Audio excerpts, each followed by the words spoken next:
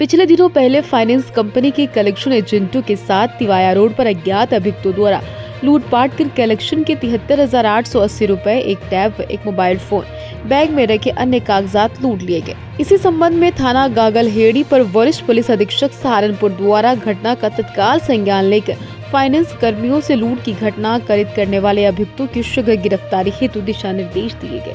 इसी क्रम में पुलिस अधीक्षक एवं नगर क्षेत्राधिकारी सदर के निकट पर्यवेक्षण में थाना अध्यक्ष संदीप कुमार के कुशल नेतृत्व में मुखबिर की सूचना पर थाना गागलहेड़ी पुलिस द्वारा मुकदमा नामजद 4 अभियुक्त तिवाया रोड के पास से गिरफ्तार किया गया, जिनके कब्जे से फाइनेंस कर्मियों से लूट की घटना में लूटे गए 73,880 रुपए में से 38,000 रुपए, कंपनी के कागजात, एक टैबलेट, घटना में प्रयुक्त एक डिस्कवर मोटरसाइकिल, एक स्कूटी, एक तमंचा, एक जिंदा कारतूस बोर 12, एक तमंचा, एक जिंदा कारतूस 315 बोर बरामद।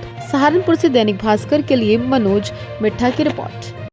लूट हुई थी, कितने की ये लूट थी, कितने इसमें शामिल थे लोग, ये लुटेरे जो थे, और कहाँ से इन्होंने इसका पीछा किया और किस तरीके से लूट को अंजाम दिया? जी, कुछ दिनों पहले ये 3 से 4 दिन पहले की बात है। गागलहेड़ी थाना क्षेत्र में जो तिवाया के लिए रोड जाती है, वहाँ पे ये 2 फाइनेंस कर्मी वहाँ पे 2-3 गांव से कलेक्शन करने के बाद ये बाइक से आ रहे थे।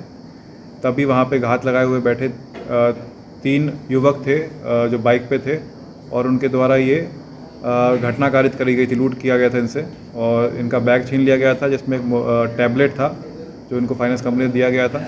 कुछ 75 से 77 हज़ार रुपये कैश बताए गए थे और कुछ फाइनेंस के कागज़ थे इनके। जब हमने इसमें गागलहेड़ी टीम ने पूरी सीसीटीवी फुटेज देखी, इनका पूरा आने जाने का रूट देखा, तब जाके क्लियर हुआ कि इसमें एक जो मेन अभियुक्त है राकेश, जो रहने वाला मूल रूप से रंडोल बेहट का है और अभी आजकल दापी गुजर में अपनी रिश्तेदारी में रह रहा है, वही इसका मास्टरमाइंड था, उसी की पूरी प्लानिंग थी। उसकी रिश्तेदारी गागलहेड़ी थाना क्षेत्र में गांव में थी, जहां पे ये फाइनेंस कर्मी वहां से पैसा कलेक्ट करने आते थे। उसी के द्वारा ये पूरी प्लानिंग करी गई थी, और उसी के गांव के जो 2 रिश्तेदार थे, नितिन और सोनू, उनको इसने रैकी के लिए इस्तेमाल किया था। और जब ये जेल में था राकेश, तो इसका संपर्क एक दीपक जो मुजफ्फरनगर से जेल गया हुआ था उससे हुआ, और उसके 2 साथी जिनका नाम रवि और सूडा, इनको दीपक ने बुलाया था एक घटना कारित करने के लिए, और इस तरह मिलकर इन 6 लोगों ने पूरी घटना कारित करी थी। कुछ लोगों ने इसमें रैकी करी थी, कुछ लोगों ने मिलकर बाइक पर आकर ये इनको तमंचा दिखाकर इनसे लूट कारित करी गई थी। सर, मुजफ्फरनगर के कितने लोग हैं इसमें? तमंचे आदि जो लाते हैं ये वो कहाँ से लाते हैं, क्या उसकी जानकारी हो पाई है? जी, जैसे मैंने बताया, इसमें मेन जो मुजफ्फरनगर का ग्रुप है उनको लीड कर रहा था दीपक के साथ 2 लड़के और मुजफ्फरनगर के थे, एक का नाम रवि है और दूसरा सूडा है। रवि हमारी गिरफ्त में आ चुका है। दीपक और सूडा जो 2 मुजफ्फरनगर के हैं वो अभी हमारे गिरफ्त के बाहर हैं, लेकिन उनके लिए टीम लगा दी गई, बहुत जल्दी पकड़ लिए जाएंगे। जो कोतवाली देहात दापी गुजर गांव के रहने वाले थे, नितिन, सोनू और राकेश, इन तीनों को पुलिस ने गिरफ्तार कर लिया। सर, पूर्व में क्या आपराधिक इतिहास है, किस तरह की घटना इन्होंने की है?